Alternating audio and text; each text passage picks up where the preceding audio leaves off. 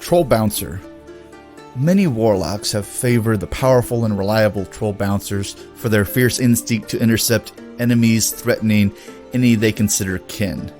It is this trait above all that has allowed the bouncers to fight their way to a well-deserved prominence among the forces of the United Creels.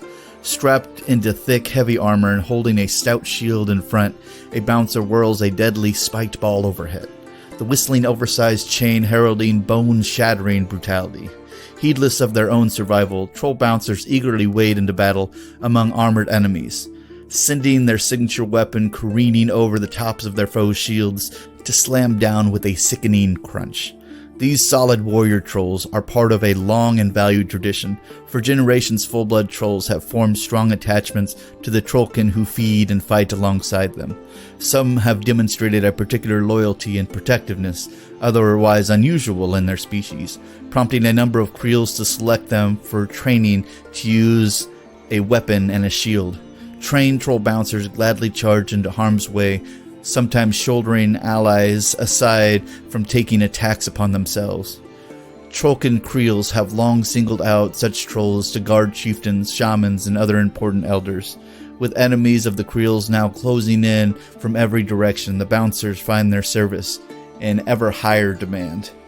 And bouncers are a very useful in protecting, well, not only leaders and elders of the trollkin, as well as solos or a unit that they might be around, because these guys have a pretty substantially heavy armor value for a considerably light warjack or war beast. So these guys are running an arm 19. So with that thick shield, these guys can take all sorts of damage or all sorts of hits and shrug off most range attacks, at all. So very useful to have. But let's check out their Mark III to Mark IV changes and see what we got. And as always, we will start with their stat line. And it appears their stat line is they are a speed 5, of course, a mat 6, so they're not as heavily updated as the other one. Defense 12. Arm is 17 or a 19 if they're carrying their shield, which they will always be carrying their shield because they're war beasts and not warjacks, so they can't lose arms. Or if they could, they just turn into it.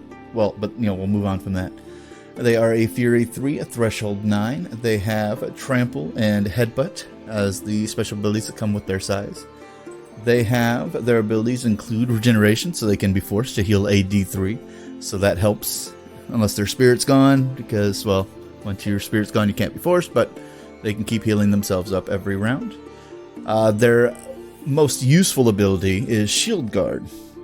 And with Shield Guard, I'm just going to read the updated version of it, because I think the wording is just a little bit different, but we'll just read the updating. When a friendly model is directly hit by a non-spray range attack while within 3 inches of a model with Shield Guard, you can choose to have the model with Shield Guard be directly hit instead. That model is automatically hit and suffers all damage and effects. A model can use Shield Guard only once per round, and cannot use Shield Guard if it is incorporeal, knocked down, or stationary. Shield Guard can only be used once per turn, and as mentioned before, with their shields they gain a +2 to their armor, so it makes them even more invulnerable to most range attacks. Even a super powerful like POW 16 still a -3 onto the damage for this guy. So yeah, you want him to be taking those hits too, because he still has 22 health points compared to all of your more squishy models.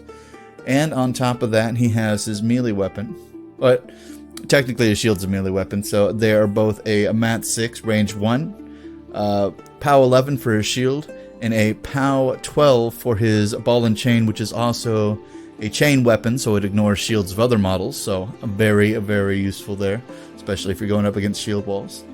And then his animus is Earth's Blessing. The spellcaster cannot be pushed, knocked down, or made stationary, or moved by a slam. So this is a very useful if you're trying to protect, well, anybody around you. So, and it keeps this guy, if this guy uses it on himself, he can shield guard to his heart's content. Well, at least once he can. And he can't be slammed into his person that he's protecting. So, and then if you put this on your warcaster, you can keep them from being knocked down too. So, or warlock, so you can keep them being knocked down too. So he is still a very useful Still pretty much the exact same as he was in Mark 3 to Mark 4. Yeah, very useful for anybody who needs that extra bit of protection, especially if you have a low armored troll or you are a low armored dude yourself. You want him to just take all the brunt. But